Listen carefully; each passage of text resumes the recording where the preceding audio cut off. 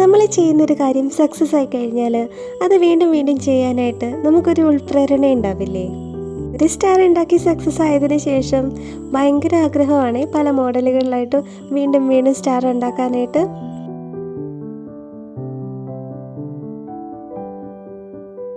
Christmas ഒക്കെ ആയതുകൊണ്ട് ഇത്തവണ നമുക്ക് റെഡ് കളറിലൊരു സ്റ്റാർ അങ്ങ് ഉണ്ടാക്കാം. റെഡ് കളർ A4 എടുത്തിട്ട് മനസ്സിലുണ്ടാക്കാൻ വിചാരിച്ച സ്റ്റാറിൻ്റെ അളവിൽ പേപ്പർ അങ്ങ് വെട്ടിക്കൊടുത്തു കേട്ടോ. എന്നിട്ടിതാ ഈ കാണിച്ച പോലെ രണ്ടായി മടക്കി നടുവിൽ പശയൊക്കെ തേച്ച് നല്ല വൃത്തിയായി ഒട്ടിച്ചങ്ങ് വയ്ക്കാം. ഞാനിവിടെ 5 ചുവന്ന കളറിലുള്ള പേപ്പറുകൾ എടുത്ത് മടക്കി വെച്ചിട്ടുണ്ടേ.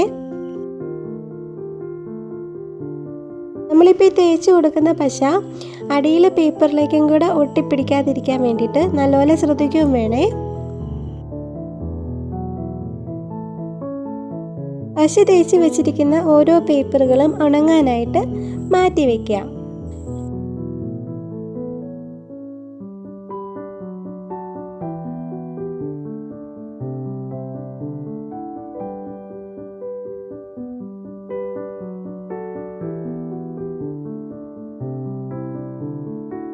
എല്ലാ ചുമന്ന പേപ്പറുകളും ഒട്ടിച്ച് വെച്ചതിന് ശേഷം നന്നായിട്ട് ഉണങ്ങി എന്ന് ഉറപ്പ് വരുത്തിയിട്ട് അത് നടുവേ അങ്ങ് മടക്കി കൊടുക്കണം. ഇതായി കാണുന്നത് പോലെ.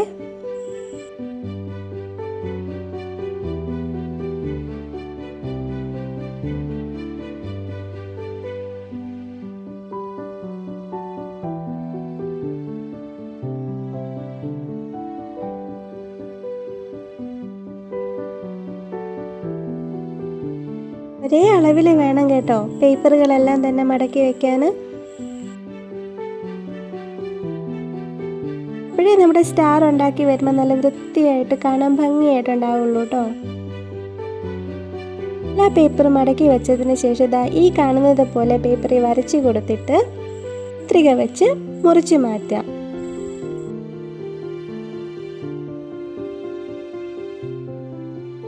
എല്ലാ പേപ്പറും ഒരേ അളവിൽ തന്നെ വെട്ടിയെടുക്കണേ. വെട്ടിയെടുത്തതിന് ശേഷം പശ വെച്ച് ഈ കാണുന്ന രീതിയിൽ എല്ലാ പേപ്പറുകളും ഒട്ടിച്ചങ്ങ് കൊടുക്കുക.